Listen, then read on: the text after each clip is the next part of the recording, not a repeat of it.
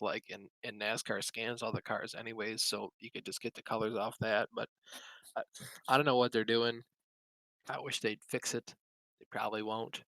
Hopefully, NASCAR let someone else make the games. I'm to the point where I really just want a game that has a decent career mode and good physics. That's I even care about physics more than graphics. Like, Yep, I mean, look um, at iRacing. Like for a long time, it didn't have the best graphics. Now it does, but the physics are immaculate. yeah. So it's like, um, the content thing. I'm a little salty about that, but I can deal with it. Like anymore, I just want a playable game. Like I look at how cars slide around and stuff in the Heat games. It's just like, what is this? I just Well, part of it is you're come off like turn four at Darlington, and you don't feel the looseness throughout the entire corner. You only feel it when you get out to the wall, and the wheel doesn't get light.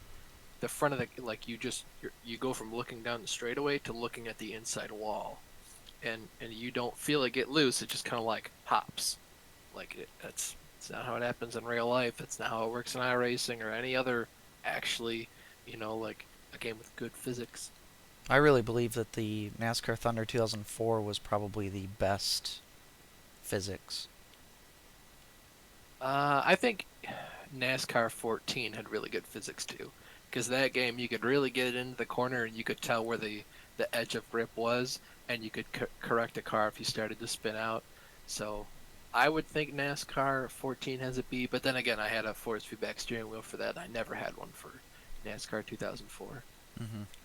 Just noticed that my stream randomly went red, and it says I've only been live for 2 minutes now. So I wonder if it killed my stream and then restarted it. So Yeah, you started your robot out there pretty hard. yeah, that must have been either computer or internet. I wonder if it was actually internet issues. It's Not probably sure. internet. Anyways, when we export this to YouTube, I may be able to combine the VODs and patch this up to make it sound a Or little it'll be better. the first ever two-part podcast. Whoa! Where part 2 is 5 minutes long. Yeah, well, we've done a lot of weird stuff for this episode already. That's true. Yeah, Kurt says yes, it did. It went out, but thanks for your patience, Kurt, and everybody else in here. Anyways, yeah, last segment of the day, getting around to it, some more modeling news from the world of Austin. Oh, news is a pretty harsh word for what it actually is. Yeah, so the AMT Monte Carlo, I complained about that recently. I made more progress on it. I decided to make a Joe Nemechek car out of it because all the Joe Nemechek stuff, um, I believe it will fit nicely onto this car, even though it's like taller and not made to the correct scaling and proportions it should be. So I'm hoping it works out okay. I've painted it more about decals for it.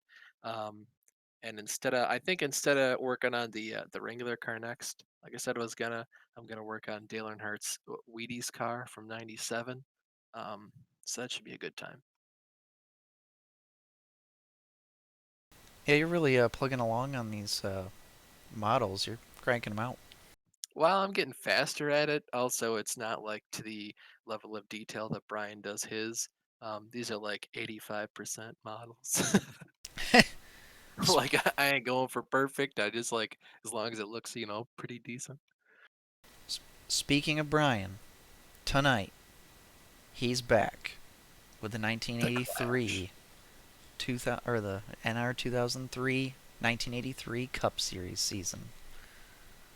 I'm excited to watch that. Hopefully I'll be available to watch him stream. I think he's, like you said, doing the Clash tonight. Don't know if he's doing anything else, but I'm excited. I like following along with him every Sunday. I really like tuning in, especially now that Sunday Night Football is done for the season, with the exception of tonight. It's kind of Sunday Night Football, but it's not on NBC, so it's the big game. I don't think I'll be home to watch it, so I'll probably have to like tune in later and watch the VOD. But I'm excited for him to get back into it. Yep. Yeah, and then next week is NASCAR season, so we'll finally have a lot to talk about, I'm sure, next week. Although, being that we're on Sundays, we'll actually be doing this before the Daytona 500. Yeah, Uh, so we'll give it a good preview and talk about probably the Clash on Tuesday and then the duels on Thursday and maybe some of the other races. Um, hopefully we do that pretty well. And I don't know what we're gonna do for cramming everything into the first half hour. We're either gonna need to start early or push the guest part back to like 10:45 because we always cut it closer, go a little over to 10:30. So we'll see. Yep, we'll see. But anyways, thanks to everybody who was watching. Sorry about that. Whatever happened, I've never had that happen on Streamlabs before with the little glitch. But thanks to everybody who tuned in today. Thanks to Austin, as always, for being the co-host, and thanks to Brody for being our guest this week. I know we were kind of scrounging for somebody to have on this week, and we were able to get another guest. We'll see if we're able to find one again for next week. Um, but yeah, any final words from you, Austin? Nope, I think I'm all set. All right. Well, yeah, we'll be back next week. We'll be previewing the Daytona 500 and the Cup Series season. We'll talk about Truck and Xfinity and probably ARCA as well um, next week. So, looking forward to it. And as always, see you guys later and Godspeed.